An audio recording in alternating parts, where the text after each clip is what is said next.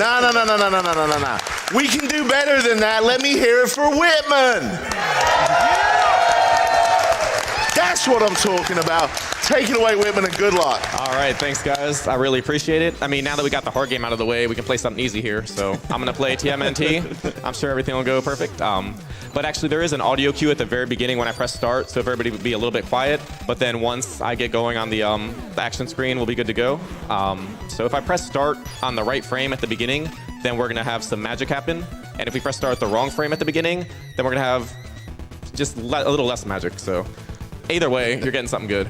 So I'm going to go ahead and power on, power off. Then I'm going to try to do the audio cue, and I'll count us down when to start the timer.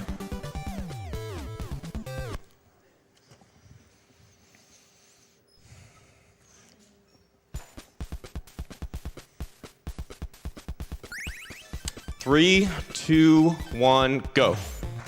All right. Let's go, Whitman. Here we are. Woo.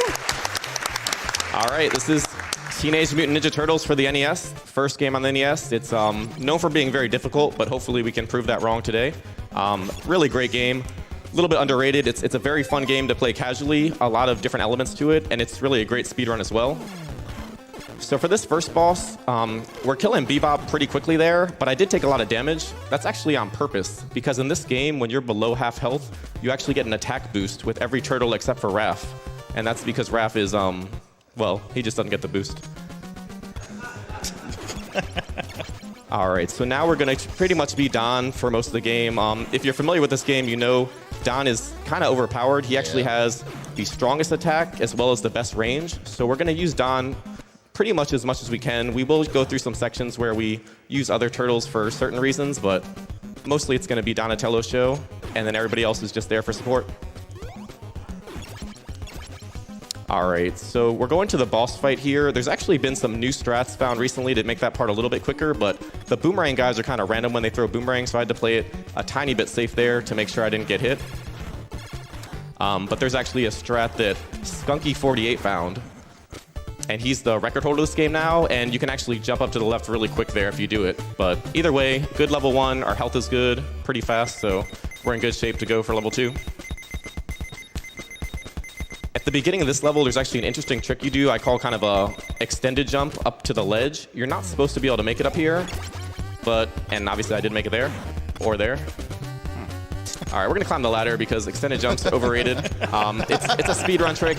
I really should have been playing this glitchless, obviously, so I almost forgot that would be a glitch. That is the true category for this game, glitchless. Yep. Yeah, but the extended jump, essentially you kind of get your turtle sprite halfway into a platform or a ledge, and if you jump up on that pixel and you hold forward when you're at the peak of the jump, you can actually clip up onto the ledge, and you get higher than you're supposed to be able to get.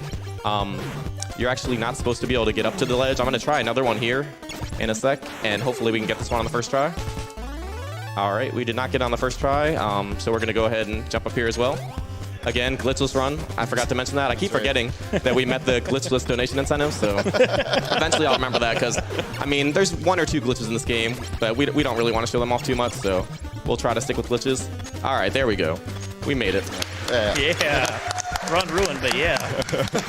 So essentially, that extended jump lets you get up there without having to climb the ladder, so it saves a couple seconds. It's definitely a cool trick and a little bit precise, but we're at least able to get one of them, so that's cool. Everybody's favorite part right here. Oh, yeah. The most difficult part of Turtles, the dam section. For a speedrun, though, it actually becomes pretty easy. Yeah. There's actually one main thing that I'm going to focus on here, and that's underwater speed boosts.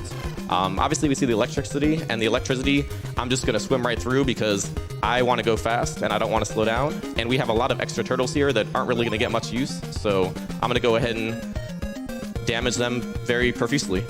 But the key is you want to get a certain underwater current pattern, which I did get, and that allows you to get certain speed boosts in sections that let you swim really fast. I got a small one right here, so I'm actually going a little bit faster than I normally would, and I was able to avoid a hit from that spinning spike thing. But there's a much bigger one coming up in the next screen when you swim up, so I'm going to hopefully get that one as well.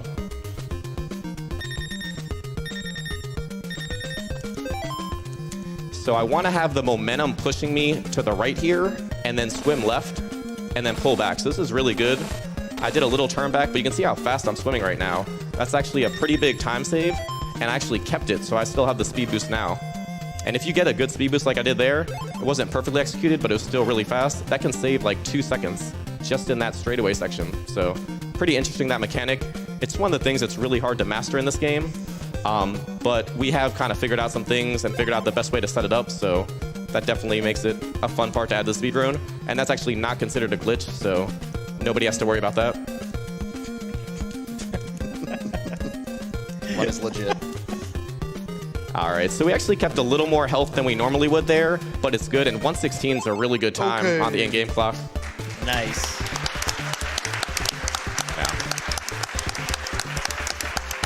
Yeah, so we're in good shape. A little bit of a hiccup on the glitches there, but as you guys watch this amazing cutscene, how about we cut to some donations? Oh, I can help out with that. We have a $50 donation from Full Contact 65 who says, "Hey, I'm from Germany. I'm a big fan of TMNT and Battletoads franchises. Thank you for speedrunning these games. P.S. The P in PJ stands for pimple. Can we get everybody to give me a huge cowabunga? Cowabunga!" And I have $20 from King Blunkers, who merely says, "Toad from Mario is the best Battletoad." So, That's right. yeah. I think Toad from the Couch is the best Battletoad. Yeah, I'll buy that, yeah. I've got $5 from Large Horn, who says, "I've already donated this AGDQ, but I couldn't not donate to welcome Bob the Ninja Goldfish back. It is great to hear your voice. Put this towards Bob's choice, which is Superman." All right, so now we're going to move on to level 3, which is a lot of fun because you get to drive the turtle van. But the key here is going into this building and getting the missiles, because you need the missiles to continue, but you don't actually really need anything else in this building. So we're going to get the building, and then we're going to take a death abuse. Again, death abuse, so not a glitch, so let's not worry about that. But it's actually much, much faster to get the missiles and then die with the turtle than to walk out of the entire building, because as you can see, it's like I don't know, probably a 30-second walk. All right, so we got that extended jump on the first try, which is good. That's pretty much the fourth one. And then sadly, See you, Mikey. Mikey got captured. So I guess he didn't really die. He just got captured. He'll be fine. And we might actually see a surprise appearance from Mikey later on, but that's if the donation incentive gets met. Save Mikey. All right, so the turtle van section's kind of interesting, but there's not really that much going on besides really tight driving. So I'll do that, and I'll tell you a little bit more about the start button. I mentioned at the beginning of the game, when you press the start button controls where the Technodrome spawns, and it's very important. The key is the frame you press start at the beginning sets the RAM value, and there's 3 different RAM values, and that value determines where the Technodrome boss in level 5 will spawn. 3 different tunnels that you can go to. One tunnel is amazingly fast. It's right when you enter the level, and that's the one you always want to get for a speed run. But there's other 2 tunnels not so good. So if we got the best magic, then I will get the top right tunnel, and that's would be a big time save. But if I was just a little bit off on the start button press, then I'll get one of the other tunnels, which not really that big of a deal. I can capture another turtle and then just go to the next tunnel, and we should be able to find it there. All right, so this next room's a little bit tricky. There's some tight jumps here, but one of the first ones you want to kind of curve around this ledge. So let's see if I can get that done. Nice, that was good. Now, curving up there and jumping quickly actually despawns another set of fire guys on that top platform, so it not only reduces lag, but it helps you get through there without having to worry about the extra enemy. So this part can be a little bit sketchy sometimes, but if you get good at the jump timing and the attack timing, it's not too bad. Now, we actually got a weapon drop there, which is not the weapon I wanted necessarily, but it still is a weapon. So in that case, nice. I would have preferred to get the single star shuriken, because that would actually allow me to kill the Mecha Turtle boss fight coming up 1 hit faster in each cycle. Unfortunately, we did not get that, but the boomerang, it is what it is. The weapon drop is random, what you get. You can either get a single star, a triple star, or a boomerang, but you can also get no weapon drop. So it kind of depends just on the luck of the draw, but the way that the sub-weapon drops work is after every 25th enemy kill, you can get a random weapon drop. So you kind of get a feel for it when you do speedruns. You do a pretty consistent pattern of attacks and kills throughout the run. So you kind of know what you're looking at and where that weapon drop will be generally. But actually getting the weapon drop you're looking for can be tough. So we'll just do the normal fight here.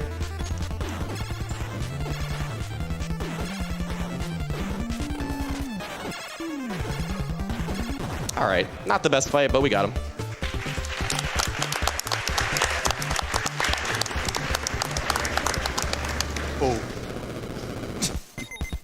All right, so there's actually a trick coming up here, which is very, very difficult, and hopefully we get it. It's called a rope skip, and it's relatively new. I think Kavik, another great Turtles runner, he found this maybe 6 months ago, and it lets you skip over 2 of the sections of the rope that you normally need. Unfortunately, the 3rd section's too far to get it, so you do still have to collect the rope, but it's a really amazing trick. Very tough, though, because if you mess it up, bad things happen. So we're going to go for it once, see if we can get it, and if we do mess it up, there actually is a payoff where you kind of fall off the building and there's like a big crashing noise, and I think it kind of has like a rumble pack technology or something. You've got to feel it. So either way, it'll be good, but hopefully we can get it.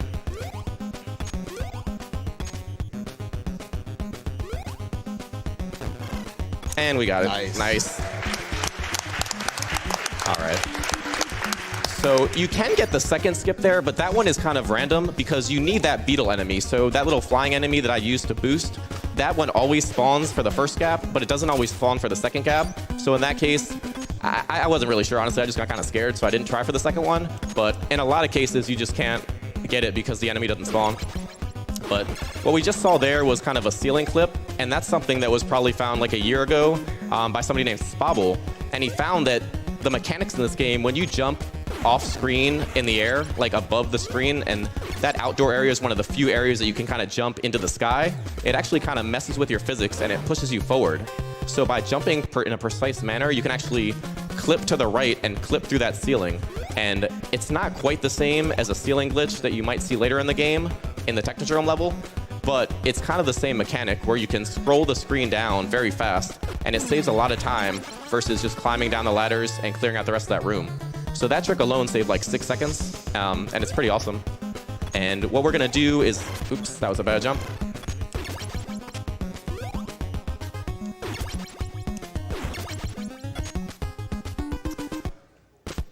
All right, so health is a little bit low here, so we're probably gonna try to play this a bit safe. There's actually a strat that I was gonna do, but I forgot, where I got a backup pizza. But I mean, the run was just on such an amazing pace that I didn't want to waste time to get some extra pizza in level 3. So we'll see how it goes, but I think we'll be fine here. I just need to make sure to not die. And normally in a speed run, when you don't die, good things happen. So we'll see. This guy can be a troll here. All right, so that was bad. I kind of had a bad jump there. So unfortunately, I think I'm gonna have to take a game over because there's really no way to get through this with the amount of health I have. So that was unfortunate. I should have gotten the backup health with Leo, but it's not that big of a deal because I was only, I don't know, like a minute and a half in there. So tough game over, but this game is pretty challenging. So what we'll do is we'll just kind of keep going, see what we can do it down here, and, you know, beat the game. This is what happens, though, when I did that rope skip and that ceiling glitch. The game punished me because it's supposed to be a glitchless run, and I forgot that key aspect, and this is what I get for that. Cheaters never win. I mean, the key to make this a valid run, because I'm still going to try to submit this to speedrun.com, which is a great leaderboard site. So by taking the game over, if you read the fine print of the rules on speedrun.com, if you do accidentally do a glitch, then if you do take the game over and start again and do no glitches, it'll be a valid run. So we're going to try to, you know, erase that. I mean, the time might not be the best, but it might still be a top 2 or 3 time. So, you know, we'll see. We'll have to look at the tape at the end, but it's hard to say. All right. So what we want to do now is we got to do the ropes here, and then there is that ceiling glitch. I guess I don't know if we want to do it. I mean, for the charity, I guess we'll do it. As much as I want to submit this run, we'll have to help out charity. Essentially, if you jump on a certain pixel, then you can actually hold right and A to jump, and then you just have to hold down. The actual inputs for that little ceiling clip are really not that bad. It's just all about the timing and the positioning. And that's one of the keys to this game. Obviously, it's a tough game to beat if you're just playing it casually. So you really want to kind of memorize a lot of the enemies and the areas, and knowing where to go is important. Just knowing the path. Like this level alone, there's so many different options and different tunnels and places that you can go. But if you kind of know the path you're walking and know the right direction to go, that helps a lot. But also understanding kind of the basic mechanics of the turtles, you know, how to attack right, how to jump right, it's very crucial to be good at this game. I feel like a lot of people that play it think the mechanics are kind of bad or the controls are very awkward or not so good, but it's actually pretty good once you get used to it and you get a really good feel for how the mechanics work. There's basically 3 different types of jumps you can do in the game, and they're all pretty useful in the speedrun. So you can actually do a small tap jump if you just tap A for a couple of frames, and that's going to be the smallest one. But if you actually hold A for about a half second and then let go, you kind of do a medium jump, which is pretty interesting, and it actually becomes useful in several spots where you don't want a full jump, but you don't want the small tap jump either. So we're going to try this again. Normally that guy lets you through. I actually jumped a little too early there. I was a little bit nervous, so that part's not too bad, but that guy will sometimes throw boomerangs at you, or he will troll you a bit, but luckily we got past him this time. All right, so we're going through level 4. There's actually a spot coming up where it's kind of a big overpass section that we're going to walk through, so if you have some more donations, we can go ahead and read those now. I certainly do. I've got $50 from a Ninja Platypus, who says, a Ninja Goldfish? Ninja Turtles? How could I not donate? I have $25 from Phil89. He says, Bob the Ninja Goldfish read my first donation ever that got read on a GDQ. It was a terrible Zelda pun. I regret nothing. Thank you for your donation, Phil. $20. Right. I'm sorry. Yeah, let's go to the next room here. Actually, there's no turtle to rescue because we have them all. The next room is also pretty important. It's kind of the scroll room where we're going to pick up the scroll sub-weapon, which is the most powerful weapon in the game. So it becomes very useful for the rest of the speedrun. All right, we made that jump. That's a pretty tight jump there. And we made it. So if you miss that jump, you can actually get knocked back to the left if you don't go far enough. And if you fall in that lava, it's instant death. So luckily we got through there, and we do have the scroll weapon, but it's very important to keep that weapon, so we might actually switch turtles here if we get a bad sub-weapon drop. But it looks like we got through there at least. My enemy kill count's a little bit off, so it's possible that I actually do get a sub-weapon drop somewhere else, so I'm going to keep an eye on that, and I might even switch turtles just to avoid the sub-weapon drop, and that's how good the scroll weapon is. You can actually do a trick in the against the boss of this level, the Giant Mauser, and against the boss of level 5, the Technodrome, with the scroll weapon. And what you do is you attack up with your bow, and then right before the bow hits the enemy, you can actually... Nice. You can actually press select to choose the sub-weapon, and then when you do that, it does the damage value of the scroll weapon, but it doesn't actually waste the scroll weapon because you were attacking with the bow. So it's pretty cool. You kind of like hold up and press B and then press select right before it hits. And we'll see if we can get a quick kill here on Mauser, where you can kill him in only 5 hits.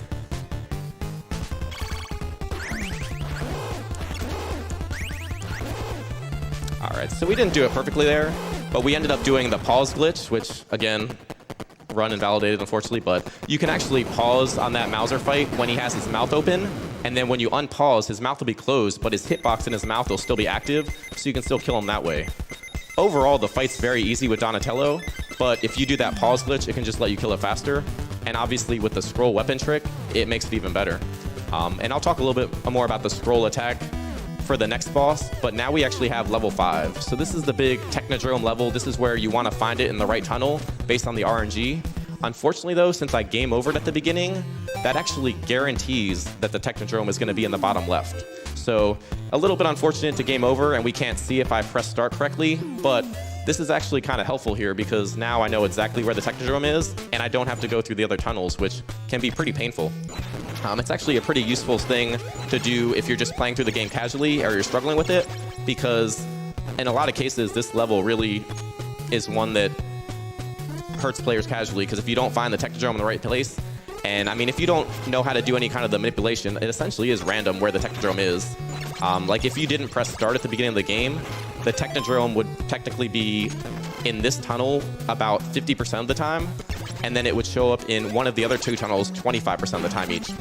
So normally the good tunnel, you only get it 25% of the time, but by practicing kind of that audio cue at the beginning and pressing start at the right time, you can get a little bit better odds. And here he is. So we got the Technodrome, and we're going to do the same attack. This eyeball would normally take, I think, 10 hits to kill with just the bow weapon. But by doing the attack with the scrolls, you can actually kill him in 5. And it's kind of tricky to get the attacks on him because he actually... Nice. That was good.